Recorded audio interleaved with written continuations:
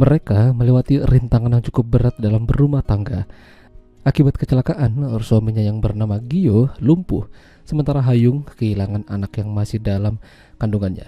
Sejak kejadian itu mereka berusaha menjalani aktivitas seperti biasa dan berusaha move on.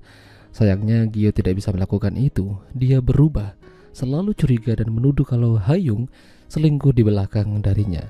Padahal Hayung tidak pernah melakukan itu. Dia hanya fokus kerja dan bekerja untuk melupakan kesedihannya. Ditambah lagi Gio juga nggak bisa kemana-mana, jadi mereka nggak bisa jalan-jalan lagi.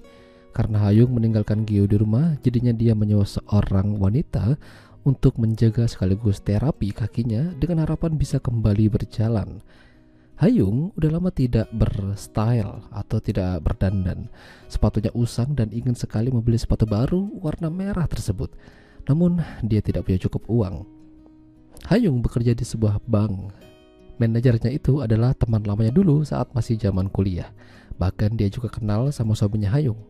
Si manajer memberikan sebuah parfum mahal sebagai hadiah untuk Hayung karena kinerjanya bagus. Dia berharap Hayung tetap dalam performa terbaiknya.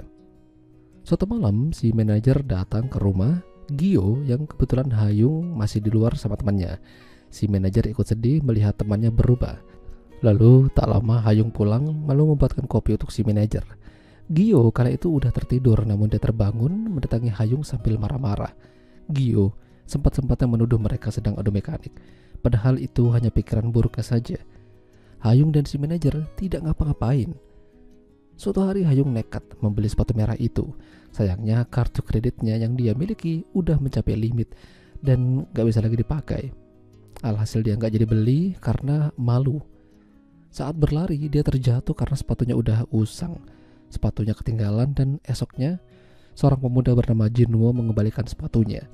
Tapi kenapa Jinwo bisa tahu di mana Hayung kerja? Malam itu Hayung masih di kantor menghitung uang nasabah.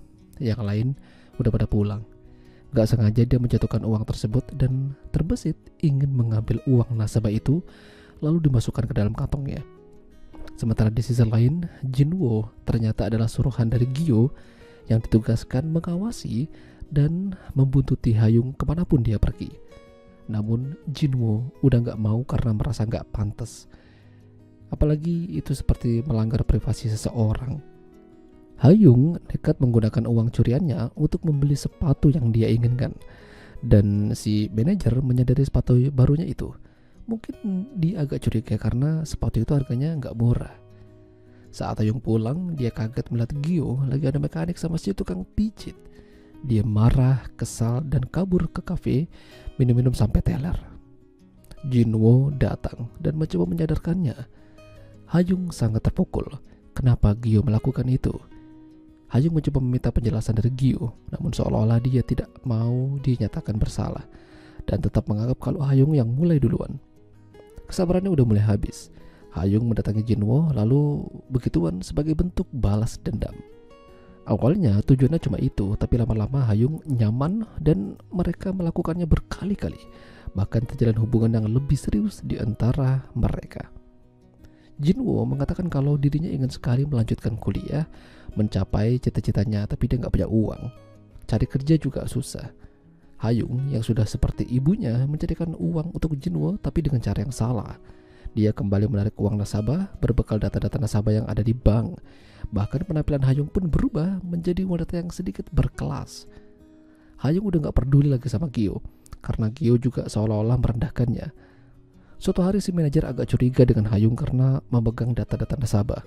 Hayung dengan 1000 alasannya mencoba mengelabui si manajer supaya tidak ketahuan.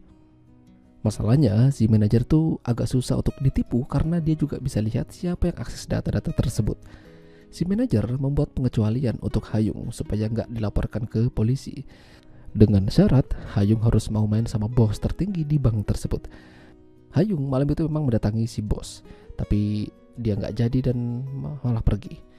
Dia minta diberi waktu supaya bisa melakukannya.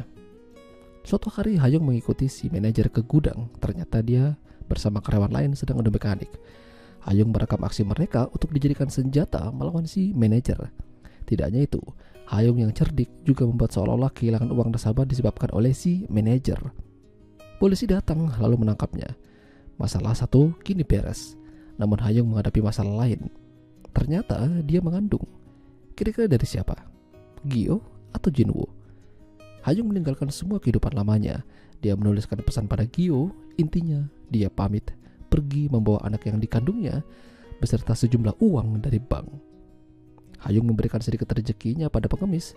Setelah itu dia tidak pernah terlihat lagi. Ya, itulah tadi alur cerita film Taste of Money. Jika kalian suka dengan video ini, jangan lupa untuk tinggalkan like dan sampai jumpa lagi.